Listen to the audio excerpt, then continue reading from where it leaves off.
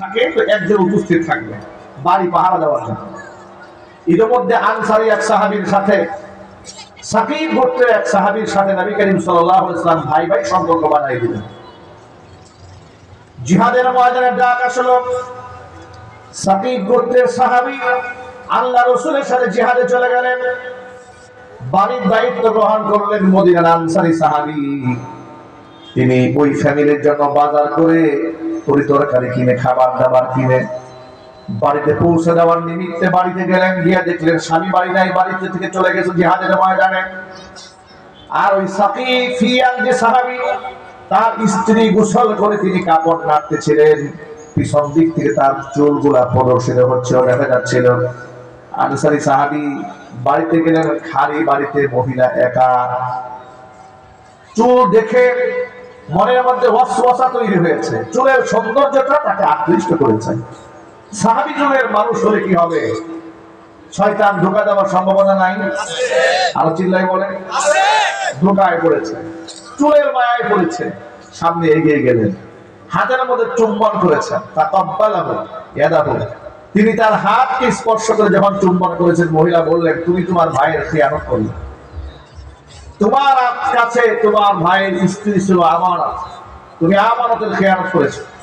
এ কথা বলা মাত্র তিনি এত বেশি লজ্জিত হলেন। আনসারী সাহাবী লজ্জিত হয়ে কান্না করতে করতে পাহাড়ের চূড়ায় গিয়ে সিজদায় করে কান্নায় ভেঙে পড়লেন। এত বেশি কান্না করলেন যে তিনি আর বাড়ি ফিরলেন না, খাবার দাবার খান না, একেবারে অনশন চালাচ্ছেন। ইতিমধ্যে নবী করিম সাল্লাল্লাহু আলাইহি ওয়াসাল্লাম জিহাদ থেকে ফিরে এলেন। ওই সাহাবীও ফিরে এলেন যার স্ত্রীর সাথে ঘটনা ঘটেছে। স্ত্রীর কাছে যাওয়ার পরে তিনি সমস্ত ঘটনা খুলে বললেন। বলার পরে তার কাছে ওই আনসারী সাহাবীর জন্য তো মায়া তৈরি হয়েছে যে এই সামান্য একটু এতটুকু ভুলের জন্য এত অনুতপ্ত হয়েছে, এইভাবে কান্না করতেছে। চলে গেছে পাহাড়ে, গিয়ে হাত ধরে উঁচা করেছে, চেনে উঠিয়েছে, চলো আমার সাথে, ভুল না হয় তোমার একটু হয়েছে, নিশ্চয়ই তওবার দরজা তোমার জন্য খোলা আছে।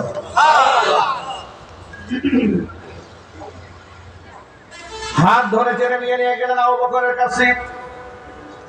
আবু বকর সিদ্দিক রাদিয়াল্লাহু তাআলা আনহুর কাছে ঘটনার বিবরণ খুলে বললেন। সব কিছু শোনার পরে আবু বকর সিদ্দিক রাদিয়াল্লাহু তাআলা আনহু বললেন, এত বড় বেয়াদবি করেছো, এত বড় আমানতের খেয়ানত করেছো, তোমার জন্য তওবার দরজা খোলা আছে নাকি? আমি কিচ্ছু বলতে পারবো না। আবু বকরের কাছ থেকে তারা হতাশ হয়ে গেলেন, চলে গেলেন হযরত ওমরের কাছে। ওমর রাদিয়াল্লাহু তাআলা আনহু সব কিছু শোনার পরে তিনি একই ফিডব্যাক দিলেন। তিনি বললেন, না আমি কিচ্ছু বলতে পারবো না। এমন ব্যক্তি এত বড় খেয়ানত তুমি করেছো, তোমার ভাইয়ের সাথে, ভাইয়ের স্ত্রীর সাথে এত জঘন্য আচরণ করেছো, আমি জানি না তোমার জন্য তওবার দরজা খোলা আছে নাকি। হযরত ওমর তাকে তাড়িয়ে দিলেন। রাসূলের কাছে ভয়ে ভয়ে গিয়ে হাজির হয়েছে, ভয়ে ভয়ে যেতে সাহস পাচ্ছে না। কি বলেন আল্লাহর নবী, লজ্জায় শরমে আশঙ্কায় শঙ্কায় সবকিছু মিলে সর্বশেষ মুহাম্মদ সাল্লাল্লাহু আলাইহি ওয়াসাল্লামের কাছে গিয়ে হাজির হয়েছেন। পুরা ঘটনার বিবরণ শোনালেন। শোনানোর পরে নবী করিম সাল্লাল্লাহু আলাইহি ওয়াসাল্লাম তার উপরে রাগ হয়ে গেলেন, গুসা হয়ে গেলেন, ক্ষিপ্ত হয়ে গেলেন। তোমার কাছে তোমার ভাইয়ের স্ত্রী ছিল আমানত, তুমি ছিল তার পাহারাদার। বেড়াই যদি ক্ষেত খায়, ওই ক্ষেত রক্ষা করা যায়? তুমি ছিলে ঘরের দেখভাল করার জন্য, তুমি এত বড় জঘন্য কাজ করলে। তোমার সিদ্ধান্ত আমার কাছে নাই, তোমার সিদ্ধান্ত আল্লাহর কাছে। তিনি ভয় পেয়ে গেলেন, আল্লাহ রাসূল আমাকে নিরাশ করে দিবেন।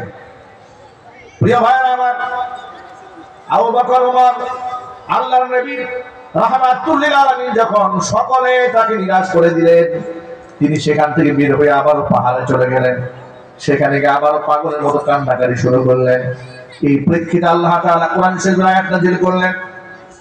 আল্লাহ পাক জিবরাইলকে পাঠিয়ে দিলেন, জিবরাইল যা আবার দুষ্টের কাছে গিয়ে জানাই দে, কেউ যদি কোনো অন্যায় করে ফেলে, অনুতপ্ত হয়ে এইভাবে আমার কাছে কান্নাকাটি করে, ওই সমস্ত ব্যক্তিদেরকে আমি আল্লাহ ক্ষমা করে জান্নাতের ঘোষণা দিয়ে দেই।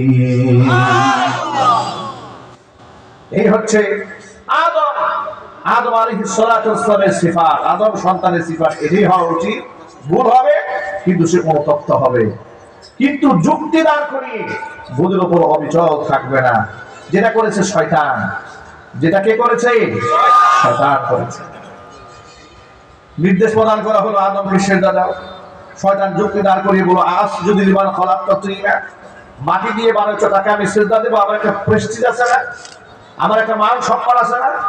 মান সম্মানের যুক্তি দোহাই দিয়ে আল্লাহর হুকুমকে লঙ্ঘন করেছে, আল্লাহ পাক তাকে রাজিম বানিয়েছে, মাদদুদ করেছে, শয়তান করে দিয়েছে। এখন আপনারা বলেন, এত বড় শাস্তি আল্লাহর পক্ষ থেকে পাওয়ার পরেও শয়তান যদি অনুশোচনায় ভুগত, তাহলে আল্লাহ রাব্বুল আলামিন শয়তানকে মাফ করতেন না? কথা বলে না কেন? সেই ক্ষমতা আল্লাহর নাই? আচ্ছা, আল্লাহ যদি শয়তানকে মাফ করে, আপনার আমার আল্লাহর বিরুদ্ধে কি মিছিল করার কোনো সাহস আছে? না। আল্লাহ পাক তো আজিজ, আল্লাহ পাক তো হাকিম। আল্লাহর বিরুদ্ধে প্রশ্ন করবে আমি আপনি পৃথিবীর কে আছে এমন? সব কিছু কার ইশারায় চলে? আল্লাহ পাকের ইশারায় চলে। নবী মুসা কালিমুল্লাহ তুর পাহাড়ে যাচ্ছেন আল্লাহর সাথে কথোপকথন করতে। সুবহানাল্লাহ বলেন। আল্লাহ পাক এই মর্যাদা তাকে দান করেছিলেন। তুর পাহাড়ে যাওয়ার সময় শয়তানের সাথে দেখা। শয়তান নবী মুসা কালিমুল্লাহকে দেখে বলছে, আল্লাহর নবী মুসা, আপনি তো আল্লাহর সাথে কথা বলতে যাচ্ছেন। বলে, হ্যাঁ যাচ্ছি।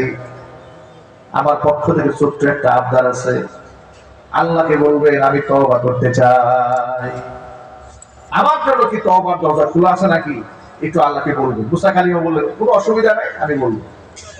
তিনি তুর পাহাড়ে গেলেন, আল্লাহর সাথে কথোপকথন শেষ করলেন। নিজের কথা শেষ হওয়ার পরে এবার তিনি উত্থাপন করলেন রবের সামনে, হে আল্লাহ, শয়তানের সাথে আমার দেখা হয়েছিল, তো শয়তান তো তওবা করতে চায়, তুমি কি তার জন্য তওবার দরজা খোলা রেখেছো? আল্লাহ পাক বলেন, মুসা ও তো তওবা করবে না। আল্লাহ পাক তো ফিউচার জানেন, জানেন না? যদি বলুন জানেন না? আল্লাহ পাক বলেন ও তওবা করবে না। আল্লাহ তো বলছে তওবা করতে চাচ্ছে, তার জন্য তওবার দরজা খোলা আছে নাকি? আল্লাহ পাক বলেন হ্যাঁ আছে। ওর জন্য তওবার দরজা খোলা আছে। কিভাবে তওবার দরজা খোলা আছে? তার জন্য যে আদমকে সিজদা না দিয়ে অহংকার করেছিল, আদম তো এখন আর দুনিয়াতে নাই, দুনিয়া থেকে বিদায় হয়েছে। আদমের কবরের সামনে গিয়ে সিজদা দিয়ে যদি আমার কাছে কান্না করে আর আমার কাছে যদি মাফ চায়, আমি আল্লাহ পাক শয়তানকেও মাফ করে দেব। মুসা কালিমুল্লাহ আল্লাহর সাথে কথোপকথন শেষ করে নেমে আসলেন। শয়তান অপেক্ষা আছে আল্লাহ পাক কি জবাব দিয়েছেন। রাস্তায় আবার দেখা, ও মুসা, আমার কথা মনে আছে? তো বলে, হ্যাঁ মনে আছে। তা আমি যে বলেছিলাম আল্লাহর সাথে আমার ব্যাপারটা উত্থাপন করার জন্য করেছিলেন? বলে, হ্যাঁ করেছিলাম। আল্লাহ কি বলেছেন? আমার জন্য তওবার দরজা খোলা আছে? বলে, হ্যাঁ আছে। আল্লাহ বলছেন তোমার জন্য তওবার দরজা খোলা আছে, তবে শর্ত হলো যে আদমকে সিজদা না দিয়ে তুমি গোমরা হয়েছো, মাদদুদ হয়েছো, রাজিম হয়েছো, মালউন হয়েছো, সে আদমের কবর গিয়ে সিজদা দেবে, দিয়ে আল্লাহর কাছে যদি মাফ চাও, আল্লাহ পাক তোমাকেও মাফ করে দিবে। এই কথা শোনার পরে শয়তান কি বলে শোনেন। শয়তান বলে, জিন্দা আদমকেই সিজদা দেই নাই, মরার সিজদা দেব, আমার কোনো মান সম্মান নাই। নাউযুবিল্লাহ বলেন। যুক্তি দিয়ে তর্ক দিয়ে শয়তান ভুলের উপর অবিচল থাকলো, কিন্তু অনুশোচনায় ভুগলো না। শয়তান যেমন অনুশোচনা না করে মালউন হয়েছে, ধিক্কৃত হয়েছে, নিন্দিত হয়েছে, বর্তমান জমানার নব্য ফেরাউন, নব্য আবু জাহাল, নব্য কারুন, স্বৈরাচারী হাসিনাও হাজার হাজার মানুষ খুন করে এখনো পর্যন্ত ক্ষমা চায় নাই। কথা বলতে